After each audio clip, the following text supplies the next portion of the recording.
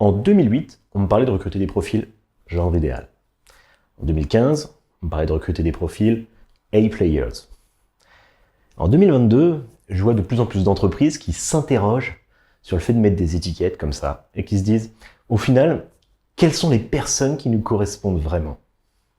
Alors derrière les formules toutes faites, en fait, on se retrouve souvent avec le recrutement de bons candidats d'un côté et le recrutement de bons professionnels de l'autre. Alors on peut être les deux en même temps, mais c'est pas impossible. En revanche, être un bon candidat, ça n'implique pas d'être un bon professionnel. Ça veut dire quoi être un bon candidat? Il y a des gens, ils sont très très forts dans le jeu de l'entretien.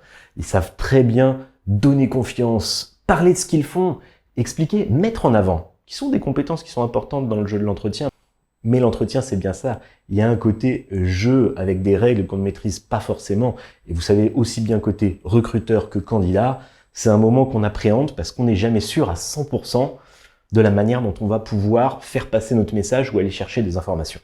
Et c'est normal, on travaille avec de l'humain, et l'humain n'est pas un robot. Et du coup, si d'un côté on a des bons candidats qui sont pas toujours des bons professionnels, certains diront sont les beaux parleurs, bah, on peut aussi être un très bon professionnel et pas être un très bon candidat. C'est-à-dire qu'on peut être très bien dans son job et pas savoir bien le mettre en avant ce qu'on fait. Et du coup, on va pas forcément inspirer confiance en entretien. Alors attention, on va mettre de côté tous les jobs dans lesquels les qualités de communication, l'impression orale, la confiance en soi sont des aspects qui sont suffisamment valorisés pour être, on va dire, des atouts dans le poste, comme par exemple la fonction commerciale. Et cette difficulté à se mettre en avant, ça se joue déjà à l'étape du CV, où beaucoup de personnes ne savent pas comment faire un CV qui va impacter les recruteurs ou les managers. Et je vous rassure, y compris dans la fonction RH. Moi qui recrute beaucoup dans la fonction RH, on pourrait s'attendre à ce qu'on sache plus facilement mettre des CV en avant ou les formater. C'est pas nécessairement le cas. C'est toujours les cordonniers les plus mal chaussés. C'est très difficile de juger sa propre expérience, beaucoup plus qu'il ne l'est de juger l'expérience de quelqu'un d'autre vue de l'extérieur. Je passe sur les images véhiculées par les étiquettes de type gendre idéal ou A-player. On pourrait en dire beaucoup. C'est pas l'objet de cette vidéo. Et on va revenir sur cette notion de distinguer le bon candidat et le bon professionnel.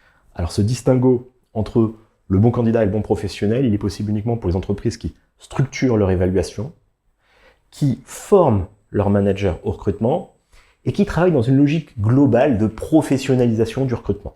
Le profil qui surperforme dans n'importe quel contexte n'existe pas.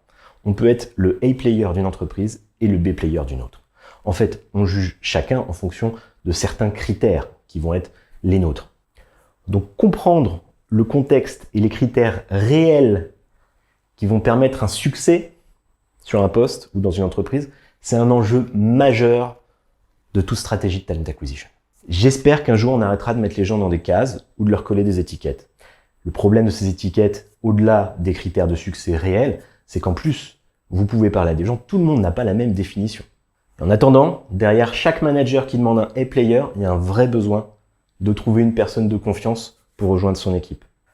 Et c'est la responsabilité des recruteurs qui l'accompagnent que de comprendre l'ensemble des critères qui sont prédictifs de succès, tous les critères qui sont derrière ces étiquettes. Le recrutement est un métier difficile et le marché n'a jamais été aussi tendu qu'aujourd'hui. Enlevons les étiquettes. Concentrons-nous sur les critères de succès sur un poste et ou dans une entreprise et cherchons un moyen d'identifier ces critères chez les candidats. Je suis Jean-Marie Caillot de WorkMeTender.